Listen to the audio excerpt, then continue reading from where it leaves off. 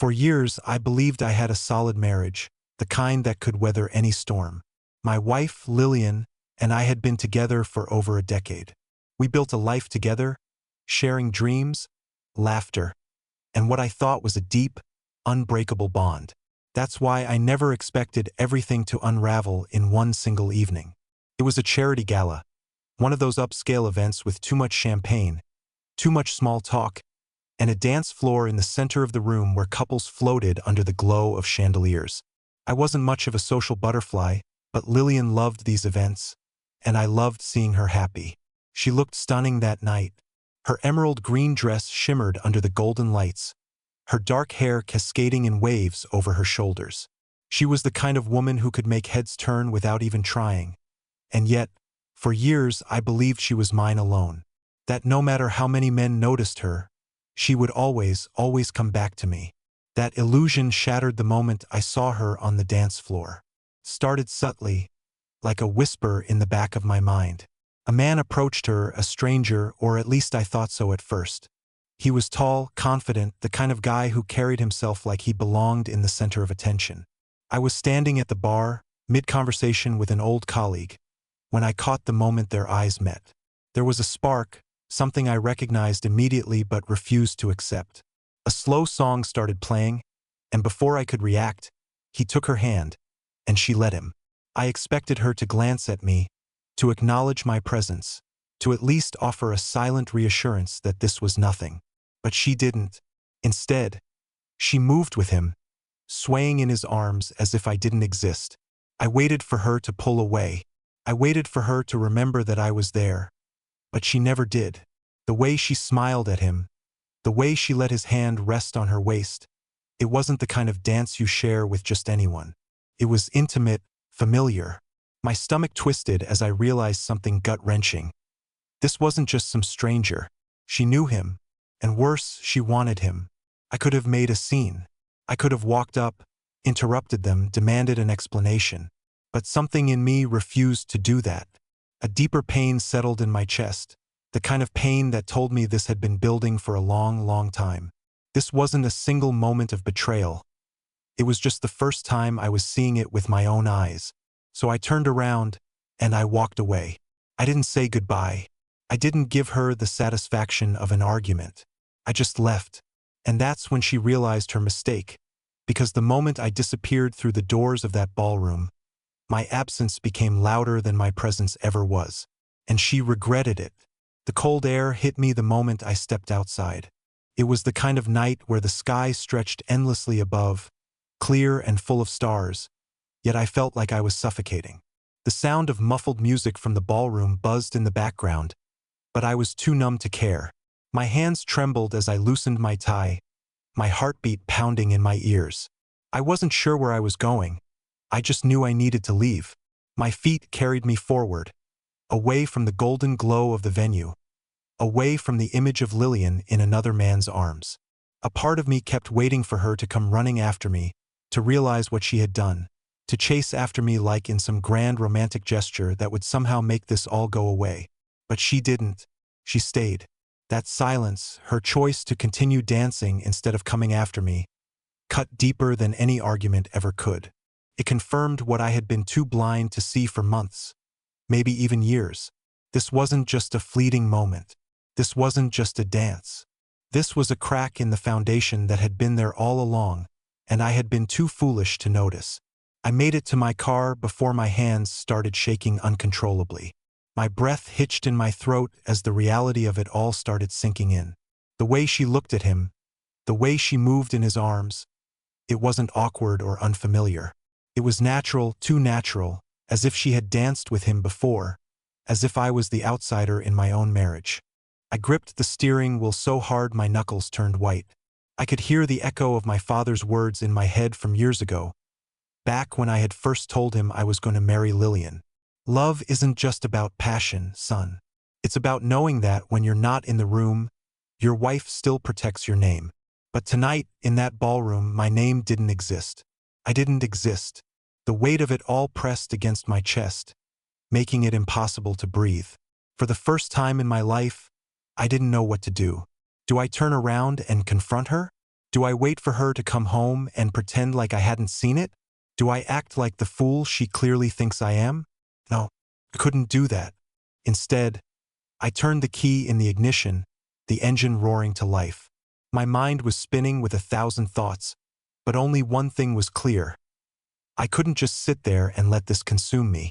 I needed to know the truth because if Lillian had already crossed that line, if she had already emotionally checked out of our marriage, then I needed to know how deep the betrayal ran. And so, instead of going home, I drove. Not away from the problem, but straight toward the answers. I don't know how long I drove. The city blurred past me. Neon signs and street lights flashing like silent witnesses to my unraveling thoughts. My mind was a battlefield. Anger, confusion, betrayal, and a deep, crushing sadness all warring for control. I kept seeing them, over and over again, twirling under the golden lights, her lips curling into a smile that wasn't meant for me. My hands gripped the steering wheel so tight that my fingers ached. But I didn't care. I needed to get away from that image, from the suffocating realization that my wife had chosen someone else in front of me, and she didn't even have the decency to hide it. I found myself parked in front of a bar.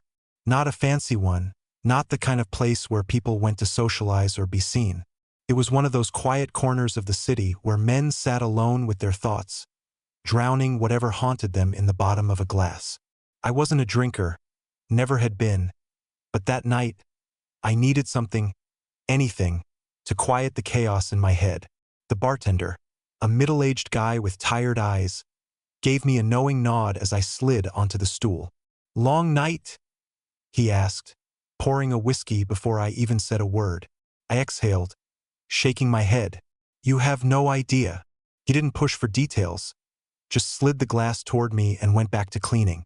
It was strange, the way strangers could sometimes sense things better than the people closest to you. I sat there for what felt like hours, staring at the amber liquid in my glass, not really drinking, just thinking. The longer I sat, the more the reality of the night pressed down on me. This wasn't just about a dance. It was about what it represented. Because a woman who loved her husband wouldn't dance with another man like that. A woman who respected her marriage wouldn't look at someone else the way Lillian had looked at him. And a husband who meant something to his wife wouldn't have been ignored. I ran a hand over my face, my mind circling the same question over and over again. Had this been happening for a long time, and I had just been too blind to see it? I pulled out my phone, staring at the screen. No messages, no missed calls, no frantic texts asking where I was. Nothing. And that's when the truth hit me like a sledgehammer. She wasn't worried about me. She wasn't chasing after me, calling to apologize, trying to explain, because she didn't care.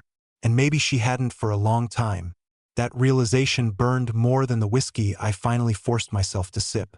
I needed answers, real ones, not just my own assumptions, not just the tortured replaying of the night in my head. I pulled up my messages and scrolled down until I found a name I hadn't reached out to in years. Someone who might have answers. Someone who might have seen what I hadn't. Jared.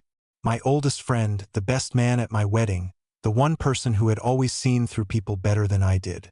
I hesitated for a moment, then finally typed out the message. "I need to ask you something, and I need the truth, no matter how much it hurts." I hit send, and then I waited. The bar felt colder as I waited. My phone sat on the counter, the screen dark except for the message I had just sent. Jared wasn't the type to leave people on read. If he saw my message, he would reply. And if he didn't, well, maybe that would say more than anything else. I took another sip of the whiskey, my mind spiraling through every possible scenario. Was I overreacting? Had I let my emotions get the best of me? Maybe it really was just a dance. Maybe she hadn't meant anything by it. Maybe I was the one turning it into something bigger than it was. But then I thought about the way she looked at him, the way she didn't look at me. That wasn't nothing. And the fact that she still hadn't called or texted to check on me. That was the final nail in the coffin. A buzz against the wooden counter jolted me back to reality. I grabbed my phone, my pulse spiking as I saw Jared's name pop up. "Where are you? We need to talk. Now." There was no hesitation in his words. No casual "what's up?" or "everything okay?" Just pure urgency. I stared at the screen for a second before replying, "At Milligan's. Come alone." He didn't answer, but I knew he was already on his way. I downed the rest of my drink and motioned for the bartender. "One more." He raised an eyebrow. "Rough night." I let out a bitter laugh. Something like that. The truth was, I had no idea what kind of night this was turning into. All I knew was that something about Lillian's behavior had flipped a switch inside me, and I wasn't just going to let it go. 15 minutes later, Jared walked in. He looked the same as always. Broad shoulders, sharp eyes, the kind of guy who never missed a detail. He spotted me immediately, crossing the room with purpose before sliding into the seat across from me. "Talk," I said, cutting straight to the point. Jared exhaled, rubbing a hand over his jaw. "I was hoping you'd never ask me this, man." A sharp chill crawled down my spine. "What does that mean?" He hesitated, like he was debating whether to say what was on his mind, and then finally he met my eyes. "It means I've known for a while, but I didn't know how to tell you." The bar around us faded. The clinking of glasses, the low hum of conversation, the music playing faintly from the speakers. It all blurred into the background. I felt like I had been sucker punched. "Known what, Jared?" My voice was eerily calm, but my hands were clenched into fists under the table. He let out a long breath. "That wasn't the first time she's danced with him." The words landed like bricks on my chest. I swallowed hard. "How long?" Jared's expression darkened. "Months, maybe longer." I didn't have proof, just suspicions. But tonight, that confirmed everything. I forced myself to breathe, to stay composed. "Who is he?" Jared hesitated again, but this time, I wasn't in the mood for patience. "Jared, don't make me ask again." He sighed. "His name's Dominic. Works in finance. Met Lillian through one of those charity organizations she's involved with. They got close fast. Too fast." I leaned back in my chair, staring blankly at the wall. Dominic. I didn't recognize the name, but that didn't matter. What mattered was that he knew my wife in a way I hadn't realized. 1,000 thoughts crashed through my head at once. Did she love him? Had she been lying to me this whole time? How many nights had she come home, kissed me, and pretended everything was fine while secretly thinking about him? I clenched my jaw. Does he know about me? Jared gave me a look that answered my question before he even spoke. "Oh, he knows." The weight of those words settled over me like a suffocating fog. This wasn't just an affair that happened in the shadows, hidden away in secrecy. This was something worse, something calculated. Dominic knew about me and he didn't care, and neither did my wife. Jared's voice cut through my spiraling thoughts. "What are you going to do?" I didn't have an answer yet, but I knew one thing for certain. I wasn't going to sit back and let this happen. I sat there, gripping the edge of the table as Jared's words sank in. Months, maybe longer. That meant while I had been waking up next to her, sharing meals, laughing at inside jokes, and believing we were still a team, she had been living a different reality entirely. One where I was an afterthought. One where another man had taken a space that was supposed to belong to me. The thought made my stomach churn, a deep, burning nausea curling in my gut. I looked at Jared, my best friend, the guy who had been there for me since college, and I could see the weight in his expression. He had known, or at least suspected, and he had said nothing. I wasn't angry at him, not yet. I was still too caught up in the hurricane of my own emotions to direct my fury at anyone but her. I pushed my glass away, suddenly disgusted by the thought of numbing myself. I needed clarity, not fog. "Tell me everything," I said, my voice steady but low. Jared ran a hand through his hair, hesitating. "Look, man, I wasn't sure at first, but then I started seeing things. Lillian started canceling plans, saying she was too tired to go out, but then I'd see pictures of her at events with that guy. I didn't know if you knew about him, if maybe it was innocent, but it didn't look innocent." I clenched my jaw. "And you never thought to tell me?" He exhaled heavily. "I didn't want to wreck your marriage if I was wrong. I needed proof, and I didn't have it." I nodded slowly, but the betrayal still stung. Not just hers, his too. I stood up abruptly, grabbing my coat. I have to go. Jared's hand shot out, grabbing my wrist before I could step away. Wait, don't do something stupid. I yanked my arm free, leveling him with a hard stare. I've already been stupid, Jared. For too damn long. Then I left. The drive home was a blur. My hands gripped the wheel tightly, my knuckles white. The city lights streaked past my windows, but all I could see was her. Lillian. Laughing, dancing, letting another man put his hands on her. How long had she been living this double life? And why the hell had I been so blind? By the time I pulled into our driveway, my heartbeat was a thunderous roar in my ears. The house was dark, except for a single light in the living room. That meant she was home. She had returned from the gala without ever once calling or texting me. I took a deep breath, forcing myself to steady the chaos inside me. I wasn't going to storm in and start screaming. No, that would be too easy for her. If she was lying to me, if she had been lying this entire time, then I wanted to hear it from her mouth. I unlocked the door and stepped inside. Lillian was on the couch, still in her emerald dress, curled up with a glass of wine. She looked up when she heard me, her face momentarily flashing with surprise. Aldri, you're home. That was it. No frantic questions about where I had gone. No guilt. No worry. Just those 3 empty words. I shut the door slowly, locking eyes with her. Yeah, I said, my voice calm. I'm home. She tilted her head, studying me. Are you okay? You left so suddenly. I let out a quiet laugh, one that had no humor in it. Suddenly, Lillian? I walked away because you were too busy dancing with another man to notice I even existed. Something flickered across her face. Guilt? Annoyance? It was hard to tell. She set down her wine glass, straightening her posture.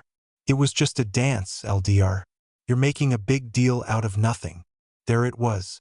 The dismissal.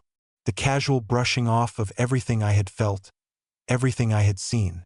I stepped closer, watching her carefully. Who is he? She blinked. What? The man you were dancing with. Who is he? Lillian shifted uncomfortably, and that was all the answer I needed. If it was really nothing, she would have laughed it off. If it was innocent, she wouldn't have hesitated. She reached for her wine again, taking a slow sip before answering. Just someone I know from the charity board. Just someone. The same way I was just her husband, apparently. I nodded, letting the silence stretch between us. I could see her getting nervous now, shifting under the weight of my gaze. Good. I wasn't going to let her twist this into me overreacting. I wasn't going to let her make me feel like the crazy one. I talked to Jared tonight, I said finally. Lillian's fingers tightened around her glass, but she tried to keep her expression neutral. Oh. He told me this isn't the first time you've danced with him. Her throat bobbed as she swallowed. I don't know what Jared thinks he knows, but no. I cut her off. No excuses. No pretty little lies. Just tell me the truth, Lillian. Do you love him? The room went still. She opened her mouth, then closed it again. That moment of hesitation felt like a gunshot to my chest. That was my answer. I let out a slow breath, nodding to myself. All right. Her brows furrowed. All right? That's all you have to say. I met her eyes, and for the first time in a long time, I saw her for who she really was. Not the woman I had married, not the woman I had built a life with. Just a stranger in my home. No, I said quietly. That's not all I have to say. And then, without another word, I turned and walked away. I walked down the hallway, my own footsteps sounding foreign in the house I had called home for years. The walls felt smaller, the air heavier, like the very foundation of this place knew what was happening before I did. My mind wasn't racing anymore. It had settled into something eerily calm, a numbness that sat in my chest like a cold stone. Behind me, Lillian didn't move. I could feel her eyes on my back, waiting, expecting me to turn around, to demand an explanation, to fight for her like some desperate fool who didn't know when he'd already lost. But I didn't turn because this wasn't about fighting anymore. This wasn't about proving a point, about yelling or demanding apologies that wouldn't mean a damn thing. This was about accepting what I had been too blind to see for far too long. When I reached our bedroom, I didn't slam the door. I didn't throw anything, didn't punch a wall like some broken-hearted man who couldn't control his rage. No, my anger wasn't loud. It was silent, heavy, the kind of anger that settled deep in your bones and never left. I opened the closet and pulled out a suitcase. And that's when I heard it. Her footsteps, approaching, hesitant but deliberate. She stopped in the doorway, her silhouette outlined in the dim glow from the hallway. Aldri, what are you doing? Her voice had changed. It wasn't defensive anymore. It was cautious, unsure. I didn't answer right away. I focused on methodically pulling out clothes, folding them, setting them neatly in the suitcase. It wasn't much, just enough for a few nights because I needed space. I needed air. And I sure as hell wasn't going to sleep in the same bed as the woman who had just hesitated when I asked if she loved another man. Aldri, she tried again, stepping closer this time. Can we talk about this? I let out a quiet laugh, shaking my head as I zipped the suitcase shut. Now you want to talk? I finally turned to face her. Where was that when I walked out of that gala? She flinched, as if the memory of it finally caught up to her. I didn't know what to say. I studied her for a moment, the way she shifted on her feet, the way her fingers twisted together in front of her. There was regret there, but not the kind I wanted to see. It wasn't regret for hurting me. It was regret for getting caught. You still haven't answered my question, I said, my voice quieter now. Do you love him? She swallowed, her gaze darting to the floor. I don't know. That was it. That was all she had to say. I let out a breath, rubbing a hand over my face. You don't know, I repeated, as if saying it again would somehow make it less pathetic. How the hell do you not know, Lillian? Either you do or you don't. She finally looked up at me, her eyes glistening with something I couldn't quite name. I didn't plan for any of this to happen, she whispered. It just did. I laughed again, but this time it wasn't even bitter. It was just empty. Yeah, that makes two of us. I grabbed the handle of my suitcase and brushed past her. She reached out, her fingers grazing my arm. Please, she murmured. Just stay. Let's figure this out. I stopped, just for a second, just long enough to let her words sink in. And then I turned my head slightly. I think you already did. And with that, I walked out. The night air hit me the moment I stepped outside, crisp and cold against my skin. I stood on the porch for a moment, letting the weight of it all settle. My car was parked in the driveway, waiting, but for the first time in a long time, I had no idea where I was supposed to go. I could go to a hotel, sure. I could go back to that bar, sit in the dark with a glass of whiskey, and let my thoughts spiral until the sun came up. Or I could drive, just keep driving, until the city lights faded into nothing, until I didn't have to think about the fact that my wife had just admitted to feeling something for another man. But no matter where I went, the truth would still be the same. Lillian had already left me a long time ago. I was just now catching up. My phone buzzed in my pocket, jolting me back. I pulled it out and stared at the screen. Jared. I hesitated, then answered. Yeah. His voice was quiet but firm. Where are you? I exhaled. Leaving. A pause. Then you coming here? I frowned. Where's here? Jared sighed. I'm at a diner. Figured you'd need some food and someone to talk to. I glanced back at the house, the warm light still spilling from the windows, the silhouette of Lillian standing just inside. For a split second, I wondered if she'd come after me, if she'd run out, grab my hand, beg me to stay. But she didn't. I turned back toward my car. Yeah, I said, pulling open the door. Text me the address. And then I drove, not toward the past, but toward whatever the hell came next. The city lights blurred past me as I drove, my mind a storm of thoughts I couldn't quite silence. My fingers gripped the steering wheel tighter than necessary, the tension in my body refusing to ease even as I forced myself to focus on the road. Jared's message had already come through. Some old diner on the outskirts of town, the kind of place that stayed open all night and served coffee strong enough to keep ghosts away. I needed that because Lillian's ghost was haunting me already. Not the woman herself. She was very much alive, probably still standing in our house staring at the empty doorway where I had walked out. No, it wasn't her physical presence that clung to me like an unwanted weight. It was the memories, the years we had spent building something I thought was unbreakable. It was the realization that all of it, the laughter, the late-night talks, the small, stupid moments of affection, had meant nothing in the end. I had been fighting for something she had already abandoned. That was the real betrayal. Not just the dance, not just the man she had let put his hands on her. It was the fact that she hadn't even tried to stop me when I left. The diner's neon sign flickered as I pulled into the lot, its bright glow casting long shadows across the cracked pavement. I spotted Jared through the window, already seated in a booth, a cup of coffee in front of him. He looked up when I stepped inside, giving me a nod before gesturing to the seat across from him. I slid into the booth without a word. The smell of coffee and grease filled the air, familiar and grounding in a way I hadn't expected. The waitress, a woman in her 50s with tired eyes, appeared at my side almost instantly, setting down a menu. I didn't bother looking at it. "Coffee," I muttered. "Black." She nodded and walked away. Jared studied me for a moment before leaning forward. "You look like hell." I let out a dry laugh. "Feel like it too." He didn't push, didn't ask if I was okay. He knew better than that. Instead, he took a sip of his coffee, watching me over the rim of his cup. "So, what now?" I stared at the table, tracing an invisible pattern across the worn surface.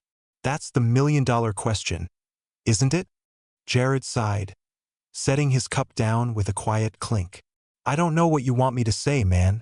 You walked out, but she didn't run after you. That tells you everything you need to know." I nodded, swallowing against the lump in my throat. "Yeah, it does." Silence stretched between us, heavy and suffocating.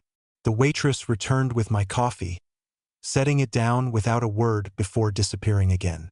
I wrapped my hands around the cup, letting the warmth seep into my fingers. "You think she's going to call?" I asked, my voice quieter now. Jared exhaled, rubbing a hand over his face. "I don't know, Aldri. But if she does, are you going to pick up?"